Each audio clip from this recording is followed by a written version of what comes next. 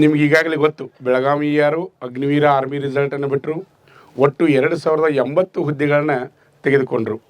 ಇದು ಕರೋನಾ ಬಂದಮೇಲೆ ಅಗ್ನಿವೀರ ಅಂತಕ್ಕಂಥದ್ದು ಪ್ರಾರಂಭವಾಯಿತು. ಪ್ರಾರಂಭ ಆದಮೇಲೆ ಏನಾಯ್ತಪ್ಪ ಅಂದ್ರೆ ವೇಕೆನ್ಸಿ ಪೂರ ಕಡಿಮೆ ತೆಗೆದುಕೊಳ್ತಾ ಇದ್ದಾರೆ. ನಿಮಗೆಲ್ಲ ಗೊತ್ತೈತಿ, ಈಗ ವೇಕೆನ್ಸಿ ಭಾಳ ತಗೋತಿರಲಿಲ್ಲ.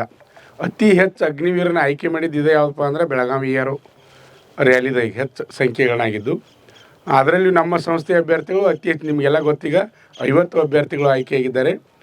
ನೆಕ್ಸ್ಟ್ 2025 ಮುಗಿಯೋಕ್ಕೆ ಬಂತೀಗ.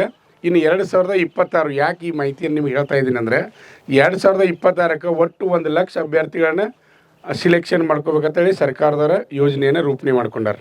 1 ಲಕ್ಷ ಜನ ಅಂದರೆ ಇನ್ನು 2026ಕ್ಕೆ ಏನಾಕೈತಪ್ಪ ಅಂದ್ರೆ ಈಗ ಇದ್ದಿದ್ದಕ್ಕಿಂತ ಅತಿ ಹೆಚ್ಚಿನ ಸಂಖ್ಯೆಯಲ್ಲಿ ಅಗ್ನಿವೀರರನ್ನ ಆಯ್ಕೆ ಮಾಡಿಕೊಳ್ತಾರೆ. ಇದು ನಿಮಗೆಲ್ಲರಿಗೂ ಗೊತ್ತಿರಬೇಕು. ಆದ್ದರಿಂದ ಏನಪ್ಪ ಅಂದ್ರೆ ಸಂಖ್ಯೆ ಹೆಚ್ಚು ತಗೋತಾರೆ ಅಂದರೆ ಪ್ರಾಕ್ಟೀಸ್ ಮಾಡೋರು ಮತ್ತು ಕಾಂಪಿಟೇಟಿವ್ ಹೆಚ್ಚಾಕಾರೆ, ಕಡಿಮೆ ಏನಾಗೋದಿಲ್ಲ. ನಿಮ್ಗೆಲ್ಲರಿಗೂ ಗೊತ್ತಿರಲಿ, ಕಾಂಪಿಟೇಟಿವ್ ಹೆಚ್ಚಾಕಾರ. ಅದರಲ್ಲಿ ನಾವು ಆಗ್ಬೇಕ್ರಿ, ನಾವು ಸಿಲೆಕ್ಷನ್ ಆಗ್ಬೇಕು. ನಾವು ಸಿಲೆಕ್ಷನ್ ಆಗ್ಬೇಕಾರೆ ಯಾವ ರೀತಿ ತಯಾರಿ ಮಾಡ್ಕೋಬೇಕು, ಅಡ್ವಾನ್ಸಾಗಿ ಪೂರ್ಣ ಎಲ್ಲ ಅಡ್ವಾನ್ಸಾಗಿ ತಯಾರಿ ಇರಬೇಕು. ಆಮೇಲೆ ನೆಕ್ಸ್ಟ್ ಏನಪ್ಪ ಅಂದರೆ ಏನು ಹೆಚ್ಚು ಜನವರಿ ಅಥವಾ ಫೆಬ್ರವರಿ ಒಳಗೆ ಕಾಲ್ಫಾರ್ಮ್ ಆಗ್ತದೆ. ಹೊಸದು ಜನವರಿ ಅಥವಾ ಫೆಬ್ರವರಿಗೆ 2026 ಕಾಲ್ಫಾರ್ಮ್ ಆಗ್ತದೆ. ಎಲ್ಲರಿಗೂ ನಿಮ್ಗೆ ಗೊತ್ತಿರಲಿ. 1 ಲಕ್ಷ ಜನ ಅಗ್ನಿವೀರರನ್ನು ಆಯ್ಕೆ ಮಾಡಿಕೊಳ್ಳಲಿಕ್ಕೆ ಸರ್ಕಾರಿ ಯೋಜನೆಯನ್ನು ರೂಪಿಸಿಕೊಂಡಾರೆ. ಅದಕ್ಕಿಂತ ಹೆಚ್ಚಿನ ಸಂಖ್ಯೆಯಲ್ಲಿ ಆಯ್ಕೆ ಆಗೋದದ. ನಿಮ್ಗೆಲ್ಲರಿಗೂ ಗೊತ್ತದ, ಈಗ ಅಗ್ನಿವೀರ ಆರ್ಮಿ ಆಗ್ಬೇಕಾರೆ 17 ವರ್ಷ 6 ತಿಂಗಳಿಂದ 21 ವಯಸ್ಸು ಒಳಗಡೆ ಇರ್ತಕ್ಕಂಥ ಅಭ್ಯರ್ಥಿಗಳು ಇಲ್ಲಿ ಭಾಗವಹಿಸಲಿಕ್ಕೆ ಅವಕಾಶ ಇರ್ತದೆ. ಆಮೇಲೆ ಅಗ್ನಿವೀರ ಆರ್ಮಿಯಲ್ಲಿ 8ನೇ ತರಗತಿ ಮೇಲೆ ಟ್ರೇಡ್ಮನ್ನ, 10ನೇ ತರಗತಿ ಮೇಲೆ ಟ್ರೇಡ್ಮನ್ನ, ಆಮೇಲೆ 10ನೇ ತರಗತಿ ಮೇಲೆ ಜನರಲ್ ಡ್ಯೂಟಿ, ಆಮೇಲೆ PUC ಸೈನ್ಸು ಆರ್ಟ್ಸು ಕಾಮರ್ಸ್ದವ್ರಿಗೆ ಕ್ಲರ್ಕ್ ಹುದ್ದೆ, ಅದೇ ರೀತಿಯಾಗಿ PUC ಸೈನ್ಸ್ ಅಭ್ಯರ್ಥಿಗಳಿಗೆ ಟೆಕ್ನಿಕಲ್ ಹುದ್ದೆ, ಅದೇ ರೀತಿಯಾಗಿ PUC ಸೈನ್ಸ್ ಎಲ್ಲ ವಿಷಯಕ್ಕೆ 50 ಮಾರ್ಕ್ಸ್ ತೊಗೊಂಡು ಅಗ್ರಿಗೇಟ್ 60 ಆಗಿರಪ್ಪ ಅಂದ್ರೆ ಅವ್ರಿಗೆ ನರ್ಸಿಂಗ್ ಅಸಿಸ್ಟೆಂಟ್ ಹುದ್ದೆ. ಒಟ್ಟು ಇಲ್ಲಿ ಯಾವ್ಯಾವ ಹುದ್ದೆಗಳನ್ನ ತೆಗೆದುಕೊಳ್ತಾರೆ ಅನ್ನೋದು ನಿಮ್ಗೆ ಗೊತ್ತಿರಬೇಕು. ಅದ್ರ ಪ್ರಕಾರವಾಗಿ ಏನಪ್ಪ ಅಂದರೆ ಹುದ್ದೆಗಳನ್ನ ಜಾಸ್ತಿ ಮಾಡ್ಕೊಂಡಿದ್ದಾರೆ. ನಿಮ್ಗೆ ಒಳ್ಳೆಯ ಸುವರ್ಣ ಅವಕಾಶ ಆಗ್ಬೇಕನ್ನೋರ್ಗೆ ಒಳ್ಳೆಯ ಸುವರ್ಣ ಅವಕಾಶ ಈಗಾಗಲೇ ನಿಮಗೆಲ್ಲ ಗೊತ್ತದ. ಮೊದಲು ಆರ್ಮಿ ಹೆಂಗಿತ್ತಪ್ಪ ಅಂದ್ರೆ ನಾವು ಕೋಚಿಂಗ್ ಸೆಂಟರ್ ಸ್ಟಾರ್ಟ್ ಮಾಡಿದಾಗ ಅವಾಗ ಆನ್ಲೈನ್ ಅವಾಗೂ ಅರ್ಜಿ ಇರಲಿಲ್ಲ. ಆನ್ಲೈನ್ ಅರ್ಜಿ ಇರಲಿಲ್ಲ, ನೇರ ನೇಮಕಾತಿ ಇರ್ತಿತ್ತು. ನೇರ ನೇಮಕಾತಿ ಅಂದ್ರೆ ಕರ್ನಾಟಕದ ಎಲ್ಲ ಜಿಲ್ಲೆಗಳ 3 ದಿನ GD ತೊಗೋತಿದ್ರಿ. ಯಾವ ಬೇಕಾದ ಜಿಲ್ಲೆ ಇರ್ಬೋದು, ಇದು ಜಿಲ್ಲೆ ಅತ್ತಿಲ್ರಿ. 3 ದಿನ GD ತೊಗೋತಿದ್ರು, 1 ದಿನ ಟ್ರೇಡ್ಮನ್ ತೊಗೋತಿದ್ರು, 1 ದಿನ ಕ್ಲರ್ಕ ಟೆಕ್ನಿಕಲ್ಲ ತೊಗೋತಿದ್ರು. ಈ ರೀತಿಯಾಗಿ ರ್ಯಾಲಿಗಳು ಫಸ್ಟ್ ನಡೀತಾ ಇದ್ವು. ನಾವು 2004ರಾಗ ನಮ್ಮ ಸಂಸ್ಥೆ ಪ್ರಾರಂಭ ಆಗಿದೆ. ಅವಾಗ ಆ ರೀತಿ ಇದ್ದು ಎಲ್ಲ ಹೆಂಗೆ ಮಾಡ್ತೀರಿ ಅಂದ್ರೆ ವಿದ್ಯಾರ್ಥಿಗಳು ಅವಾಗ ಇವತ್ತು ರನ್ನಿಂಗ್ ಫೇಲ್ ಆತಂದ್ರೆ ಆ ಸೀಲ್ ಅಳ್ಕಿಸ್ಕೋದ್ರಿ, ಮತ್ತು ಮರ್ದನ ಹೋಗಿ ನಂಬರ್ ಹಚ್ತೀರಿ. ಮತ್ತು ಮರ್ದನ ಫೇಲ್ ಆಯ್ತು, ಮತ್ತು ಮರ್ದನ ನಂಬರ್ ಹಚ್ತೀರಿ. GD ಸಿಲೆಕ್ಷನ್ ಆಗಲಿಲ್ಲ, ಮತ್ತು ಟ್ರೇಡ್ಮನ್ಗೆ ಹೋಗಿ ನಂಬರ್ ಹಚ್ತೀರಿ. ನಿಮ್ಗೆ ಗೊತ್ತಿರಲಿ. ಅವಾಗ ಅಪ್ಲಿಕೇಶನ್ ಇದ್ರಿಕಿಲ್ಲ, ಲೈನ್ ಮಾಡಿ ನಿಲ್ಲೋದು. TA ಆರ್ಮಿ ಅಲ್ಲಿಗೆ ನಿಂತಾರೆ, ನಿಮ್ಗೆ ಗೊತ್ತದ. ಅದೇ ರೀತಿ ನೇರ ನೇಮಕಾತಿ TAದು ಯಾವ ರೀತಿ ತೊಗೋತಾರೆ ಅದೇ ರೀತಿ ಆರ್ಮಿನೂ ಅದೇ ರೀತಿಯೇ ಇತ್ತು ಮೊದಲು.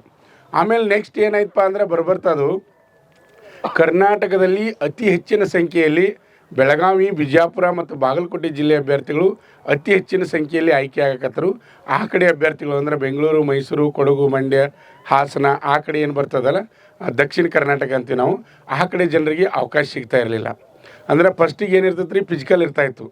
ಫಿಸಿಕಲ್ ಪಾಸ್ ಆದಮೇಲೆ ಮೆಡಿಕಲ್ ಆದಮೇಲೆ ಎಕ್ಸಾಮ್ ಫೈನಲ್ ರಿಸಲ್ಟ್ ಮಾಡ್ತಾಯಿದ್ರು. ಅವಾಗ ಹಂಗಾಗೋದ್ರಿಂದ ಫಿಸಿಕಲ್ನಲ್ಲಿ ಅತಿ ಹೆಚ್ಚಿನ ಸಂಖ್ಯೆಯಲ್ಲಿ ಉತ್ತರ ಕರ್ನಾಟಕದ ಅಭ್ಯರ್ಥಿಗಳನ್ನ ಹೆಚ್ಚು ಸಿಲೆಕ್ಷನ್ ಆಗಲಿಕ್ಕೆ ಆಯ್ತಿದ್ರು. ಅದರಿಂದ ಕೆಲವೊಂದು ಜಿಲ್ಲೆಗಳಿಗೆ ಅವಕಾಶನೇ ಸಿಗಲಿಲ್ಲ. ಆ ಉದ್ದೇಶವನ್ನು ಇಟ್ಕೊಂಡು ಏನು ಮಾಡಿರಪ್ಪ ಅಂದ್ರೆ ಕರ್ನಾಟಕದಲ್ಲಿ 3 ERಗಳನ್ನು ಮಾಡಿಕೊಂಡ್ರು. ಒಂದು Bengaluru ER, Mangaluru ER, Belagavi ER. 3 ERಗಳಿಗೆ ಸಂಬಂಧಪಟ್ಟಾಗಿ ಏನು ಮಾಡಿರಪ್ಪ ಅಂದ್ರೆ ಜಿಲ್ಲೆಗಳನ್ನು ಹಂಚ್ಕೊಂಡ್ರು. ಈ ಜಿಲ್ಲೆಯವರು ಅಲ್ಲಿ ಭಾಗವಹಿಸಂಗಿಲ್ಲ, ಆ ಜಿಲ್ಲೆಯವರು ಇಲ್ಲಿ ಭಾಗವಹಿಸಂಗಿಲ್ಲ. ಈ ರೀತಿ ಜಿಲ್ಲೆಗಳನ್ನ ಹಂಚ್ಕೊಂಡು 3 ERಗಳಿಗೆ ಸಂಬಂಧಪಟ್ಟ ಹಾಗೆ ರ್ಯಾಲಿಯನ್ನು ಪ್ರಾರಂಭ ಮಾಡಿದರು. ಪ್ರಾರಂಭ ಮಾಡಿದ ಮೇಲೆ ಅವಾಗೂ ಏನಾಯ್ತಪ್ಪ ಅಂದ್ರೆ ಅದೇ ರೀತಿಯೇ ಇತ್ತು. 3 ದಿನ GD, 1 ದಿನ ಕ್ಲರ್ಕ, 1 ದಿನ ಟ್ರೇಡ್ಮನ್ನ, ಟೆಕ್ನಿಕಲ್ ಈ ರೀತಿನೇ ತೊಗೋತಿದ್ರು. ಆಮೇಲೆ ಏನು ಮಾಡಿರಪ್ಪ ಅಂದ್ರೆ ಅದು ಅತಿ ಹೆಚ್ಚಿನ ಸಂಖ್ಯೆಯಲ್ಲಿ ನೂಕಾಟ ಮಾಡಕತ್ರಿ. ಕೆಲವೊಂದು ಕಡೆ ಅಂತೂ ಕಂಪೌಂಡ ಕೆಡಿವ್ರಿ. ನಮಗೆಲ್ಲ ಅನುಭವದ 22 ವರ್ಷದ ಅನುಭವದ ನಮ್ಗೆ. ಹುಡುಗರು ನಂಬರ್ ಹಚ್ಚಕ್ಕೆ ಹೋಗಿ ಸೈಡ್ ಏನು ಕಂಪೌಂಡ್ ಇರ್ತಾವೆ ಅವನು ಕೆಡುವುದು, ಆಮೇಲೆ ಭಾಳ ಅತಿಯಾಗಿ ಹಾಳು ಮಾಡಕತ್ತರು. ಆ ಉದ್ದೇಶ ಇಟ್ಕೊಂಡು ಏನು ಮಾಡಿರಪ್ಪ ಅಂದ್ರೆ ಅಪ್ಲಿಕೇಶನ್ ಪ್ರಾರಂಭ ಅದು. ನಿಮ್ಗೆ ಗೊತ್ತಿರಲಿ, ಅಪ್ಲಿಕೇಶನ್ ಪ್ರಾರಂಭವಾಗಿ ಯಾವ ವಿದ್ಯಾರ್ಥಿ ಯಾವ ದಿನಾಂಕ ಬರಬೇಕು ಅದೇ ದಿನಾಂಕ ಬರಬೇಕು, ಅದು ಟೈಮಿಂಗನ್ನು ಕೊಡಕತ್ತರು. ಅವಾಗ ಏನಾಯ್ತಪ್ಪ ಅಂದ್ರೆ ಕಂಟ್ರೋಲ್ ಆಯ್ತು. ಅದು ಅವಾಗ ಕಂಟ್ರೋಲ್ ಆಯಿತು. ಕಂಟ್ರೋಲ್ ಆದಮೇಲೆ ಹಂಗೆ ನಡೆದಿತ್ತದು. ಆಮೇಲೆ ನೆಕ್ಸ್ಟ್ ಏನಪ್ಪ ಅಂದರೆ ಕರೋನಾ ಬರೋಕ್ಕಿಂತ ಮುಂಚೆ ನಿಮ್ಗೆಲ್ಲರಿಗೂ ಗೊತ್ತದ, ಅಗ್ನಿಪಥ ಯೋಜನೆ ಅಡಿಯಲ್ಲಿ ಅಗ್ನಿವೀರ ಸೆಲೆಕ್ಷನ್ ಪ್ರಾರಂಭ ಮಾಡಿದರು. ಅಲ್ಲಿ ಏನಾಯ್ತಪ್ಪ ಅಂದ್ರೆ 4 ವರ್ಷ ಒಟ್ಟು 100% ಒಳಗೆ 75% 4 ವರ್ಷ ಮಾಡಿ ಹೊರಗಡೆ ಬರೋದು. ಇನ್ನು 25% ಏನಪ್ಪ ಅಂದ್ರೆ ಮತ್ತೆ 15 ವರ್ಷ ಕಂಟಿನ್ಯೂ ಮಾಡೋದು. ಈ ರೀತಿ ಉದ್ದೇಶವನ್ನು ಇಟ್ಟುಕೊಂಡು ಅಗ್ನಿಪಥ ಯೋಜನೆಯನ್ನು ಪ್ರಾರಂಭ ಮಾಡಿದರು. ಆದರೆ ಈಗ ಸರ್ಕಾರಕ್ಕೆ ಗೊತ್ತಾಗ್ಯದ. ಏನು ಗೊತ್ತಾಗ್ಯದಪ್ಪ ಅಂದ್ರೆ ನಾವು ಆ ರೀತಿ ಮಾಡಿದ್ರೆ ಅಂದ್ರೆ ನಾವು ತಯಾರು ಮಾಡ್ಬೇಕಾರೆ ನಿಮ್ಮ ಟ್ರೈನಿಂಗ್ ಕೊಟ್ಟು ತಯಾರು ಮಾಡೋಕೆ 1 ವರ್ಷ 2 ವರ್ಷ ಹೋಗ್ತದೆ. ತಯಾರು ಮಾಡಿ ಹೊರಗಡೆ ಕಳಿಸಿ ಅಲ್ಲಿ ಇದ್ದವ್ರು 25% ಮೇಲೆ ಇಲ್ಲಿ ಏನು ಮಾಡೋಕ್ಕಂದ್ರೆ ಬ್ಯಾಲೆನ್ಸ್ ಮಾಡಲಿಕ್ಕೆ ಆಗೋದಿಲ್ಲ. ಬೇರೆ ದೇಶದವ್ರು ನಮ್ಮ ದೇಶ ಮೇಲೆ ಯುದ್ಧವನ್ನು ಸಾರಿಪ್ಪ ಅಂದ್ರೆ ಆ ಸಂದರ್ಭದಾಗ ಅತಿ ಹೆಚ್ಚಿನ ಸಂಖ್ಯೆಯಲ್ಲಿ ನಮ್ಗೆ ಯೋಧರು ಬೇಕು, ಸೈನಿಕರು ಬೇಕು. ಆ ಉದ್ದೇಶ ಇಟ್ಕೊಂಡು ಈಗಾಗಲೇ ಈ ಹಿಂದೆ ಒಂದು ಸಭೆಯನ್ನು ಮಾಡಿದರು. ಅದ್ರ ಬಗ್ಗೆ ನಾನು ಈಗಾಗಲೇ ಒಂದು ವಿಡಿಯೋನ ಮಾಡಿದ್ದೀನಿ, ನಿಮ್ಗೆ ನೋಡಿರಿ ನೀವೆಲ್ಲರೂ.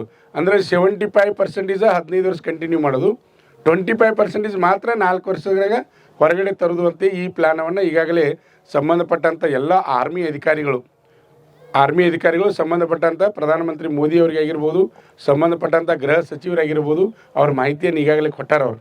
ಇನ್ನು ಬಹುಶಃ ನೆಕ್ಸ್ಟ್ 75% ಕಂಟಿನ್ಯೂ ಆಗ್ತದೆ, 25 ಮಾತ್ರ ಹೊರಗಡೆ ಬರ್ಬೋದು.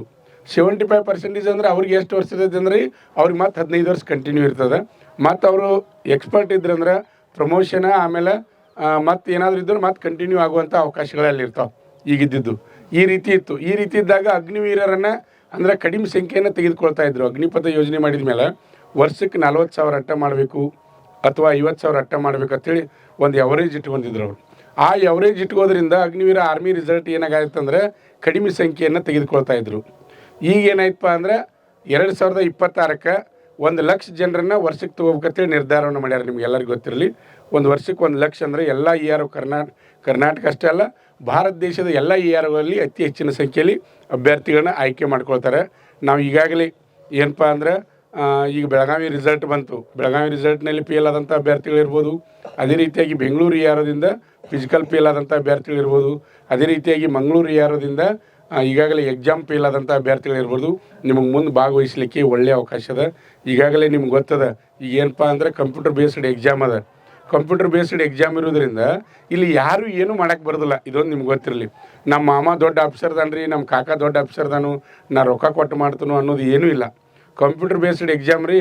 ನೀವು ಪರೀಕ್ಷೆ ಬರಿತೀರಿ, ಪರೀಕ್ಷೆ ಬರೆದ ತಕ್ಷಣ ಏನಾಕೈತಿ ಅಂದ್ರೆ ಲಾಕ್ ಆಕೈತಿ, ಅತ್ತಾನ ಮಾರ್ಸಕ್ಕೆ ಹೋದತ್ರಿ. ಯಾರು ಏನೂ ಮಾಡೋಕ್ಕೆ ಬರೋಂಗಿಲ್ಲ. ನಿಮ್ಮ ಟ್ಯಾಲೆಂಟ್ ನಿಮ್ಮನ್ನು ಪಾಸ್ ಮಾಡ್ತೈತೆ ಅಷ್ಟೇ, ಹೊರತಾಗಿ ಬೇರೆದವ್ರು ಯಾರು ಏನೂ ಮಾಡಲಿಕ್ಕೆ ಸಾಧ್ಯ ಇಲ್ಲ. ಇದು ಗೊತ್ತಿರಲಿ ನಿಮ್ಗೆ. ಅಂದರೆ ನಿಮ್ಮ ಭವಿಷ್ಯ, ನಿಮ್ಮ ಹಣೆ ಬರ ನಿಮ್ಮ ಕೈಯಾಗೈತಿ, ಬೇರೆ ಯಾರ ಕೈಯಾಗಿಲ್ಲ. ಈ ತಲೆಯಾಗ ಫಿಕ್ಸ್ ಇಟ್ಕೋಬೇಕು ಎಲ್ಲರೂ. ನೀವು ತಲೆಯಾಗ ಫಿಕ್ಸ್ ಇಟ್ಕೋಬೇಕು. ಇಟ್ಕೋದಕ್ಕಿಂದ ಪ್ರಯತ್ನ ಮಾಡಿರಪ್ಪ ಅಂದ್ರೆ 100ಕ್ಕೆ 100 ಗ್ಯಾರಂಟಿಯಾಗಿ ಏನಪ್ಪ ಅಂದ್ರೆ ಈಗಿದ್ದವರು ಮಂಗಳೂರು EROದವ್ರು ಈಗ ಪಾಸ್ ಮಾಡ್ಕೊರಿ. ಅದೇ ರೀತಿಯಾಗಿ ನೆಕ್ಸ್ಟ್ ಹೊಸದಾಗಿ ಹೋಗ್ತಕ್ಕಂಥ ಅಭ್ಯರ್ಥಿಗಳು ನೀವು ಏನೋ ಪ್ರಯತ್ನ ಮಾಡಿರಿ 2026ರಾಗ ಆಯ್ಕೆ ಆಗಬೇಕು. ಅದನ್ನು ದಾಟಿ ಹೋದ್ರಪ್ಪ ಅಂದ್ರೆ ಮುಂದೆ ಅವಕಾಶ ಅಷ್ಟು ಈಜಿ ಇಲ್ಲ. ಬರ್ತಾ ಕಾಂಪಿಟೇಷನ್ ಹೆಚ್ಚಾಗತ್ರಿ, ಕಡಿಮೆ ಏನಾಗೋದಿಲ್ಲ, ಹೆಚ್ಚಾಗತ್ತಿ. ಆದರೂ ವೇಕೆನ್ಸಿಗೆ ಹೆಚ್ಚು ತೊಗೊಂಡ್ರೆ ನಿಮ್ಮ ಬೆಳಗಾವಿ ನೋಡತ್ತಾರೆ. ಈಗ ಎಷ್ಟು ನಮ್ಮ ಸುತ್ತಮುತ್ತಂತೂ ಸಿಕ್ಕಾಪಟ್ಟಿ ಹುಡುಗರಾಗ್ಯಾವ ರೀ. ಎಲ್ಲಿ ಕೇಳ್ರಿ ನಂದಾಗೈತಿ ನಿಂದಾಗೈತಿ, ಪೊಲೀಸ್ ಸ್ಟೇಷನ್ ವೆರಿಫಿಕೇಷನ್ ಮಾಡಿಸೋದು ಮಾಡತ್ತಾರೆ ಹುಡುಗರು. ಅದಕ್ಕೆ ನಿಮ್ಮದು ಆ ರೀತಿ ಆಗಬೇಕಂದ್ರೆ ನಿರಂತರ ಪ್ರಯತ್ನ ಬೇಕು. ಚಳಿ ಮಳೆ ಗಾಳಿ ಏನೂ ಅನ್ನಬಾರ್ದು. ಫಿಸಿಕಲ್ ಇವು ಥಂಡಿ ಭಾಳ ಅಂದ್ರೆ ಭಾಳ ಥಂಡಿ ಬಿಟ್ಟೈತೆ. ಈಗ ಥಂಡಿ ಬಿಟ್ಟೈತೆ ಅಂತೇಳಿ ನಿಮ್ದು ಹಾಸಿಗೆ ಮುಸ್ಕೊಂಡು ಮಕ್ಕೊಂಡ್ರೆ ಆಗೋದಿಲ್ಲ. ನಾವು ಹೇಳಬೇಕು, ಬರಬೇಕು, ಸಾಧನೆ ಮಾಡಬೇಕು, ಮೈಂಡ್ ಫಿಕ್ಸ್ ಇರ್ಬೇಕು ರೀ.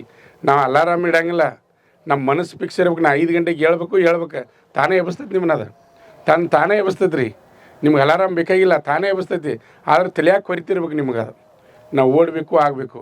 ಮತ್ತು ಇನ್ನೊಂದು ಏನಪ್ಪ ಅಂದ್ರೆ ನೀವು ಡಿಫೆನ್ಸ್ ಫೋರ್ಸ್ ಸೇರ್ತಕ್ಕಂಥ ಅಭ್ಯರ್ಥಿಗಳು ಫಿಸಿಕಲು, ಆಮೇಲೆ ಮೆಡಿಕಲು, ಆಮೇಲೆ ಮೆಂಟಲಿ ಟೋಟಲಾಗಿ ಸ್ಟ್ರಾಂಗ್ ಇರ್ಬೇಕು ರೀ.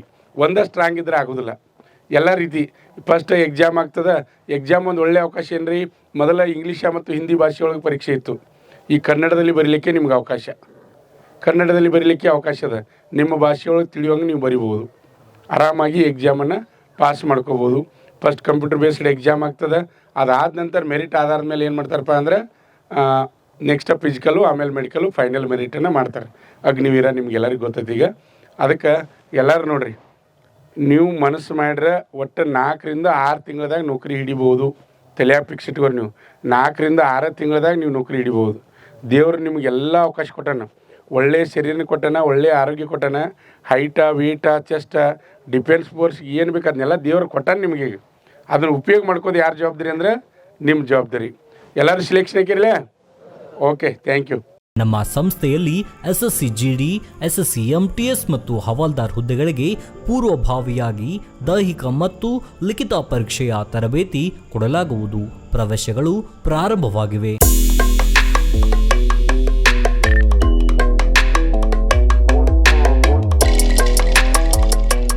ಪಾಲಕರ ಆಶೀರ್ವಾದ, ಯುವಕರ ಪ್ರೋತ್ಸಾಹದಿಂದ ಸರ್ಕಾರದಿಂದ ಮಾನ್ಯತೆ ಪಡೆದು ಕರ್ನಾಟಕದಲ್ಲಿ ಯಶಸ್ವಿಯಾಗಿ 21ನೇ ವರ್ಷದಲ್ಲಿ ಮುನ್ನಡೆಯುತ್ತಿರುವ ಸಂಸ್ಥೆಯಿಂದ ಇಂಡಿಯನ್ ಆರ್ಮಿಯಲ್ಲಿ Agniveer, general duty, tradesman, army assistant officer, store keeper ಮತ್ತು ಟೆಕ್ನಿಕಲ್ ಹುದ್ದೆಗಳಿಗೆ ಅಗ್ನಿವೀರ ಇಂಡಿಯನ್ ಆರ್ಮಿಯನ್ನ ಸೇರಬಯಸುವ ಅಭ್ಯರ್ಥಿಗಳಿಗೆ ಪೂರ್ವಭಾವಿಯಾಗಿ ಕಂಪ್ಯೂಟರ್ ಬೇಸ್ಡ್ ಎಕ್ಸಾಮ್ ಹಾಗೂ ದೈಹಿಕ ಪರೀಕ್ಷೆಗಳಿಗೆ ತರಬೇತಿ ನೀಡಲಾಗುವುದು. ವುಮೆನ್ ಮಿಲಿಟರಿ, ಪೊಲೀಸ್, ಸ್ಟೇಟ್ ಹಾಗೂ ಸೆಂಟ್ರಲ್ ಪೊಲೀಸ್ ಕಾನ್ಸ್ಟೇಬಲ್ ಹಾಗೂ SSC GD, BSF, CRPF, Assam rifles, ITBP, CISF, SSB ಹಾಗೂ ಮುಂದೆ ನಡೆಯುವ ಅಗ್ನಿವೀರ ಆರ್ಮಿ ರ್ಯಾಲಿಗೆ ಪುರುಷ ಹಾಗೂ ಮಹಿಳಾ ಅಭ್ಯರ್ಥಿಗಳಿಗೆ ತರಬೇತಿ ಕೊಡಲಾಗುವುದು. ಹಾಸ್ಟೆಲ್ ಸೌಲಭ್ಯ ಕೂಡ ಇರುತ್ತೆ. ಸಂಪರ್ಕಿಸಿ ಶ್ರೀ ಮಂಜುನಾಥ ಸೈನಿಕ ತರಬೇತಿ ಕೇಂದ್ರ, ಮೂಡಲ್ಗಿ, ತಾಲೂಕು ಮೂಡಲ್ಗಿ, ಜಿಲ್ಲೆ ಬೆಳಗಾವಿ, ರಾಜ್ಯ ಕರ್ನಾಟಕ. ಪ್ರವೇಶ ಪ್ರಾರಂಭವಾಗಿದೆ.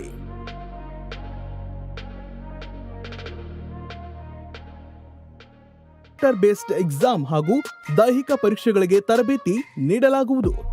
ವುಮೆನ್ ಮಿಲಿಟರಿ, ಪೊಲೀಸ್, ಸ್ಟೇಟ್ ಹಾಗೂ ಸೆಂಟ್ರಲ್ ಪೊಲೀಸ್ ಕಾನ್ಸ್ಟೇಬಲ್ ಹಾಗೂ SSC GD, BSF, CRPF, Assam rifles, ITBP, CISF, SSB ಹಾಗೂ ಮುಂದೆ ನಡೆಯುವ ಅಗ್ನಿವೀರ ಆರ್ಮಿ ರ್ಯಾಲಿಗೆ ಪುರುಷ ಹಾಗೂ ಮಹಿಳಾ ಅಭ್ಯರ್ಥಿಗಳಿಗೆ ತರಬೇತಿ ಕೊಡಲಾಗುವುದು. ಹಾಸ್ಟೆಲ್ ಸೌಲಭ್ಯ ಕೂಡ ಇರುತ್ತೆ. ಸಂಪರ್ಕಿಸಿ ಶ್ರೀ ಮಂಜುನಾಥ ಸೈನಿಕ ತರಬೇತಿ ಕೇಂದ್ರ, ಮೂಡಲ್ಗಿ, ತಾಲೂಕು ಮೂಡಲ್ಗಿ, ಜಿಲ್ಲೆ ಬೆಳಗಾವಿ, ರಾಜ್ಯ ಕರ್ನಾಟಕ. ಪ್ರವೇಶ ಪ್ರಾರಂಭವಾಗಿದೆ.